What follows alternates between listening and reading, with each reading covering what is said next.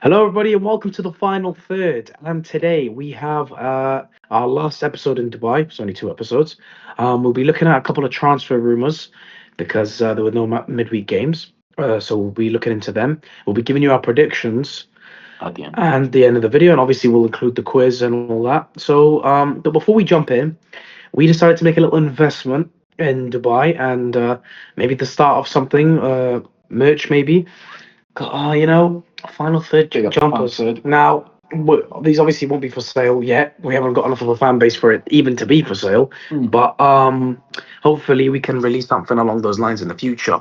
But before we get into that, Al, do you want to give us the player from the last video? Yes, the player from the last video was Mark Albright Mark O'Brien. from Perfect. Leicester's winning side. Yeah, that Leicester winning team was unbelievable, to say the least. Okay, so let's just jump straight into it. And I think we can start in no better place than West Ham. So West Ham have had a surprise inquiry from Tottenham. Guess who? For Consencio Somerville, arguably West Ham's best player at the moment. This is from Ben Jacobs as well, reliable source. So Al, what do you think? Oh, mate, I'm absolutely pissed off at this news. Look, obviously nothing's, been set in stone yet with the transfer. Nothing's, it's just a rumor at the moment. Obviously he's been valued, so there's a bit of, what can you say, like, legitimacy, I guess, to it. And the value that they've given him is an absolute Yeah, disgrace. 25 mil. I'm not expecting, fair play. His output's been not the best, right? So I can understand that. I mean, I can understand why he'd have a low value. But I think 25 million, first of all, would be a bargain for anyone that buys him. But second of all, it's poor business from West Ham to sell him for 25 million.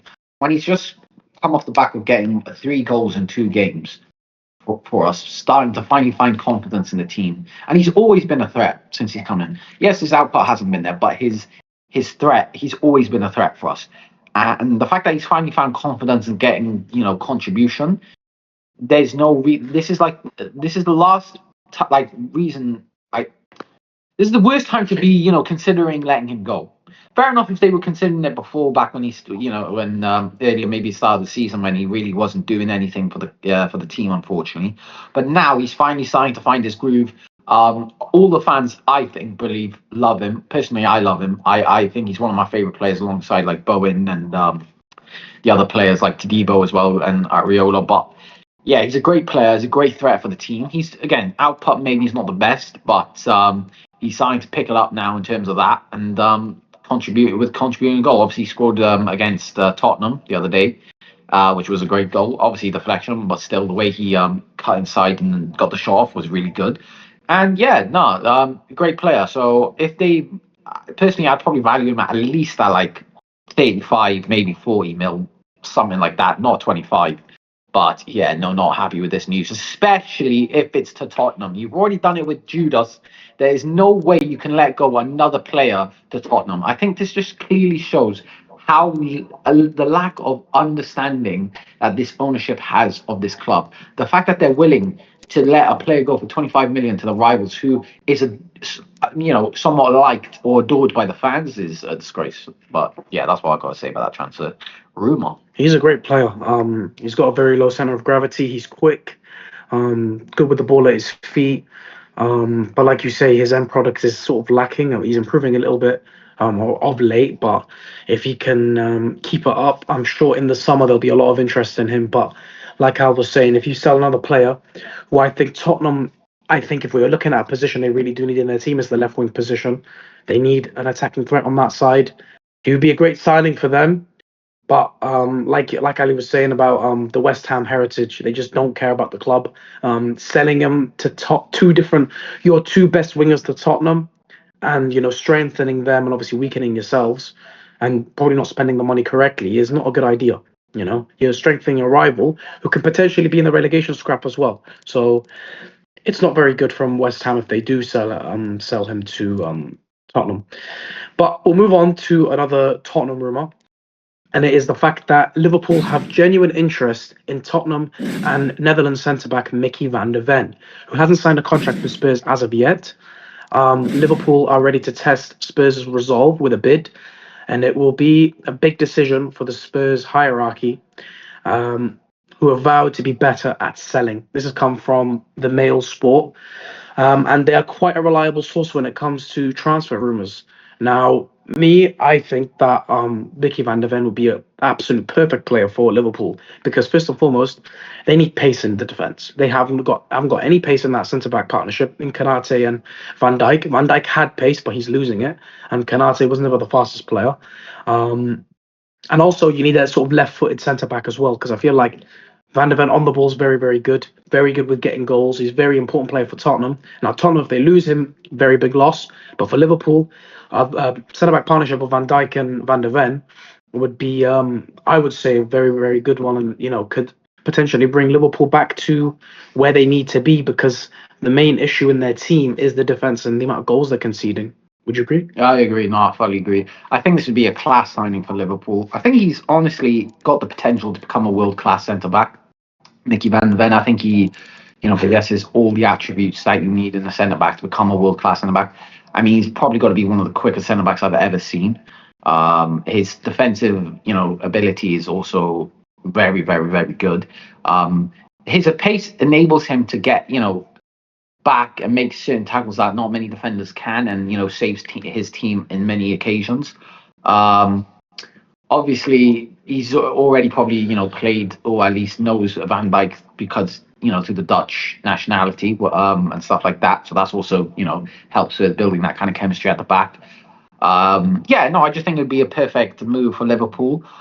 Did they say how much they were going to value that? It was valued at? It hasn't said from what I can see. Okay, but look, how much? I think Tottenham can get a lot of money out of him. Honestly, I think he's like a 70 mil centre back minimum.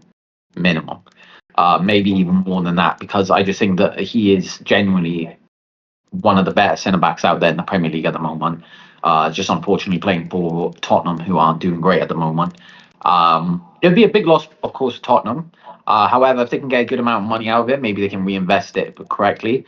Not sure how they would be able to replace him, because again, he's just really good, and getting a profile like that is not easy. A quick centre back like him, really good on the ball. To be fair to him, I mean, he scored a couple of great goals for Tottenham.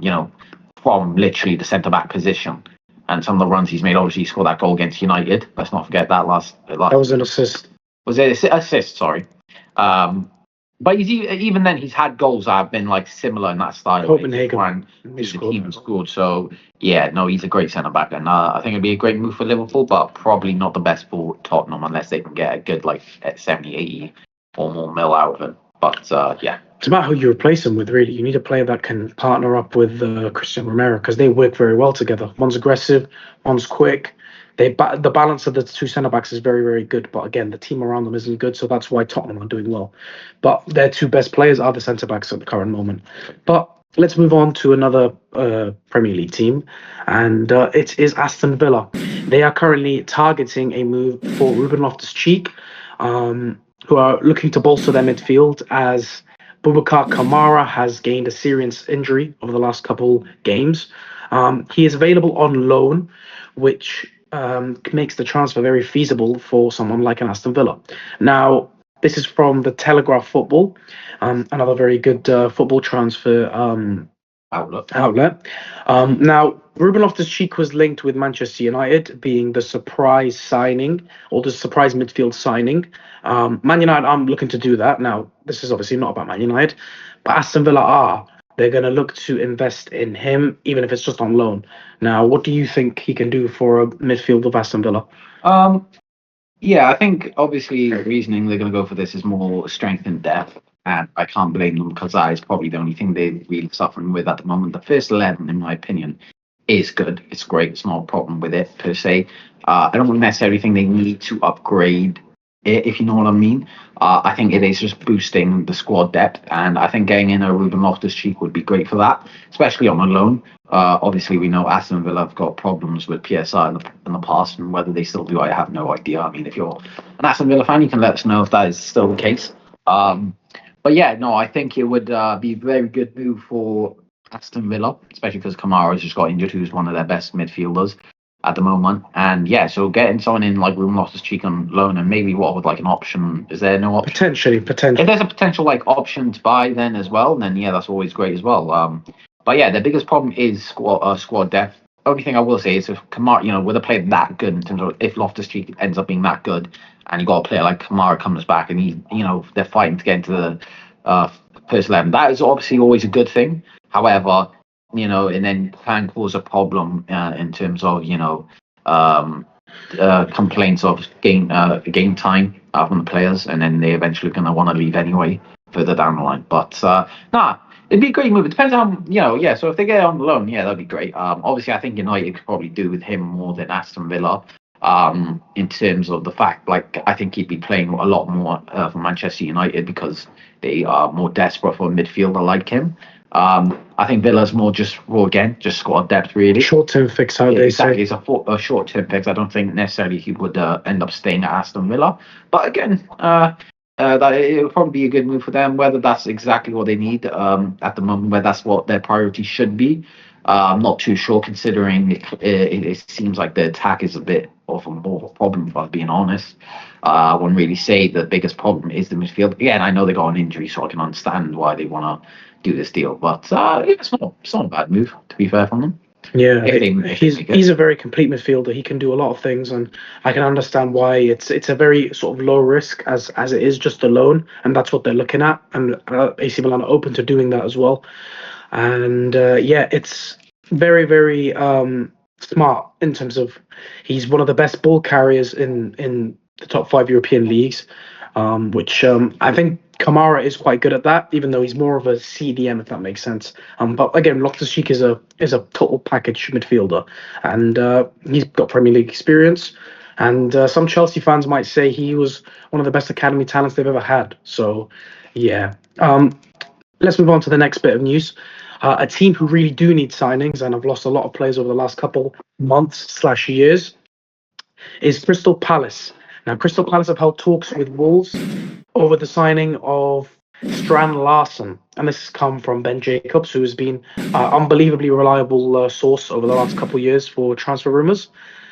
He's valued at around 40 million, and there's a possibility to replace Mateta if he were to leave. And that is it. Yeah. So yeah, obviously they're looking to sell Mateta. Not really Palace is what they want, but Mateta is pushing for a move. He wants to move to the Serie A, Juventus ideally for him. I don't think this is a good replacement, if I'm honest with you. Or it could be at the current moment he ain't got no confidence, which I don't think much of the Wolves team have confidence. But if you're able to help him reach the level he was at last season, and he's got potential, he's still very young. So listen, Palace make these signings all the time where they sign players from other clubs that aren't doing very well. They come in and they seem to sort of become a lot better. Yeah. So that's what I agree with what you're saying there. Like, look, he is when he has when he's got confidence and just playing well. Like, yeah, he's a great player. To be honest, Strand Larsen, I actually do really like him, and I liked him last season when he was playing quite well towards the end, stuff like that. What I will say is whether Palace is a club that he'll go and gain that confidence, I just don't think it is at the moment. They're just spiraling down a big hole at the moment, and it's really sad to see, to be honest. But I think it was inevitable at some point because, the thing is with Crystal Palace, as good as they are, and again, I've said it so many times, these kind of clubs can't necessarily retain these kind of big players like Mateta, Elise, Eze. When you've got a talent that's that good, they're always going to want to move on to bigger and better things. Of course, Mateta has probably made this decision based off the fact that obviously Glasner's looking to leave. Gahey just left to City. So he's pretty much, and the team's obviously going down, on a downwards trajectory at the moment. So he's probably going to want to move somewhere, where he feels like a better club, really. No offense to Palace, they're a great club and they've obviously been doing great. However, it's just looking like, the end of, the beginning of the end for them, really, in terms of the great form that they were on, or the great run that they were on in terms of winning games, the performances, and obviously they won the trophies last season. But yeah, it looks like it's the beginning of the end of all that, if I'm being perfectly honest, for them, which is kind of sad.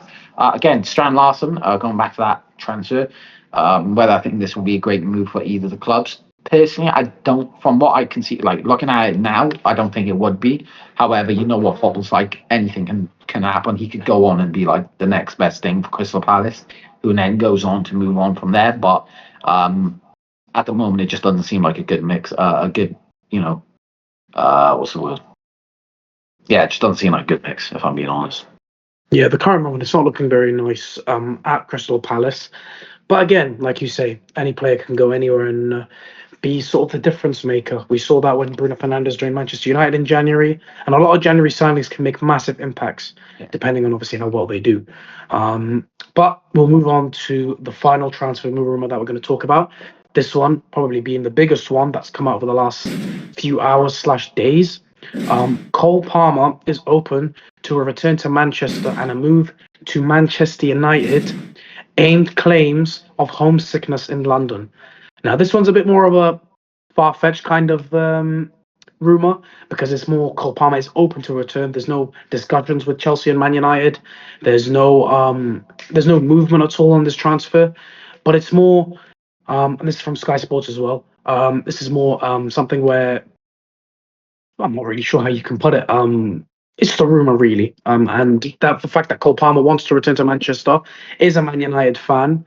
I think more than discussing what the rumor is itself, what do we see Cole Palmer doing potentially if he were to join Manchester United? I mean, it's hard to say because even Man United at the moment, yeah, they just want to get City, but they're still in a bit of a weird position themselves because obviously Michael Carrick's in at the moment, but there's going to be a new manager in the summer.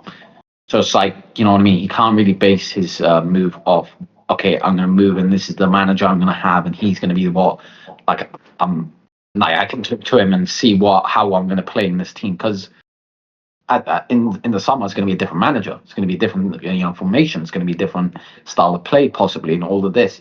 So when that new manager comes in, it could easily be a manager that maybe Cole Palmer doesn't suit his style, or maybe can't be what's the word can't get the best out of himself in that new manager style play or formation, whatever it is. Obviously, Cole Palmer is a very good player, very good talent, has a lot of potential. At the moment, it's not really done quite well for the last, probably season and obviously half now. If I'm being perfectly honest, hasn't really gone involved in Chelsea. Obviously, even Chelsea themselves have been going through a lot of stuff with the manager. Obviously, they just brought in Liam Rossini, who's actually, to be fair, going off to a good start to his Chelsea career. So fair play to him. But yeah, to be fair to that, he's not really played in the position he's probably wanted. It seems like he'd rather play on the wing, but has been forced to play cam a lot, which he can do, but I wouldn't say he's probably his best position. It's probably like the right wing, if I'm being honest, probably where he's best suited. But yeah, he's obviously a great player. It would probably be a good move for Man United. However, you got when you're making signings, you got to prioritize where you have where you're weak in your team. I don't think Man United's weakest position at the moment is cam or wing. I think it is that sixth position, that eighth position. So look, and let's be fair, I don't think Cole Palmer's going to cost a bag of chips. Say the least, he's going to cost probably 80 million. He's probably going to be valued at 70 mil, 80 mil, maybe even more than that. That's I'm sure Chelsea are going to value up. They want at least. I think they want at least 100 mil because he's got his contract to 2032. So there's 2033. 2033, even worse. There's no way they won't value him for more than 70. Less than 70 mil. It's going to be 70 or more. And if I'm being honest, whether that'd be a smart move from Man United, I don't think so. I thought, the board at Man United have said that they're gonna, start making these smarter moves, cheaper moves, not pay so much money for players.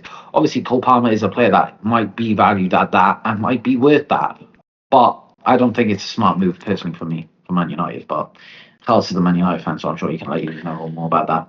Now, as you say, I'm the Man United fan. Listen, Cole Palmer's a fantastic player. He hasn't been in very good form, as Ali mentioned. But what I will say with Cole Palmer, he has proved he can reach the top of the game. He can be one of the best players in the world, not just in the Premier League. But I feel like a move to Manchester United at this current moment in time is not a good idea because we currently have a lot of attacking midfielders: Bruno Fernandes, Amad Diallo, Mateus Cunha, Brian Mbeumo. And we have Mason Mount as well. Let's not forget about Mason Mount. Has been very important for us as well. And we have a lot of players that play in those positions. Now, Cole Palmer is not getting into the team.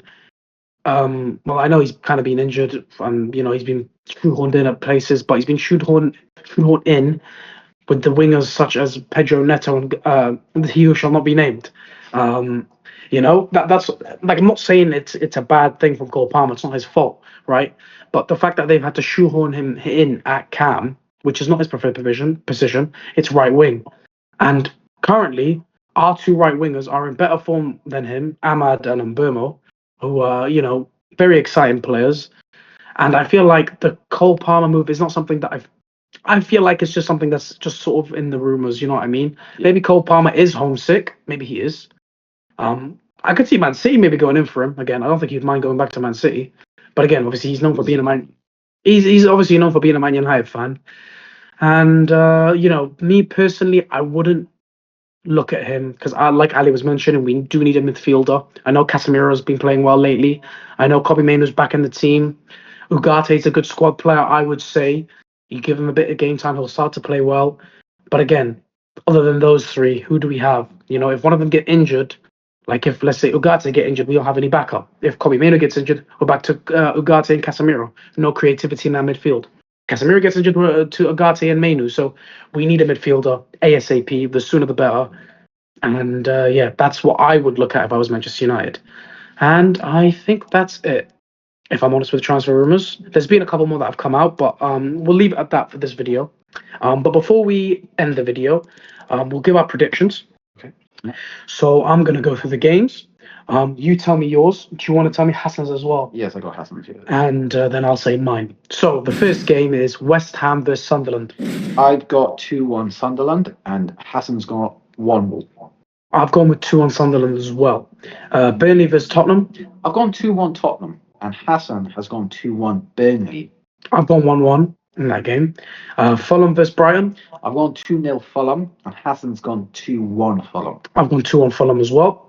Man City versus Wolves. I've gone 3-1 Man City. Hassan's gone 3-0 Man City. I've gone 2-1 Man City. Bournemouth versus Liverpool. I've gone 2-1 Liverpool. Hassan's gone 1-0. I've gone 2-0 Liverpool. Brentford versus Forest. I've gone 3-0 Brentford. Hassan's gone 3-1 Brentford. I've gone 2-0 Brentford. Crystal Palace versus Chelsea. I've gone 2-0 Chelsea. Hassan's gone 2-1 Crystal Palace. Newcastle versus Villa. I've gone 2. Oh, I didn't say mine. Crystal Palace versus Chelsea. 2-1 Chelsea. Sorry. Newcastle versus Villa. I've gone 2-all. Hassan's gone 2-1 Newcastle. I've gone 1-1. Arsenal versus Man United, the game of the weekend. I've gone 2-1 Arsenal. Hassan's gone 2-all. I've gone 2-1 Arsenal as well. And Everton versus Leeds. I've gone 3-1 Leeds, and Hassan's gone 2-1 Leeds. I've gone 2-0 Leeds, and that is it.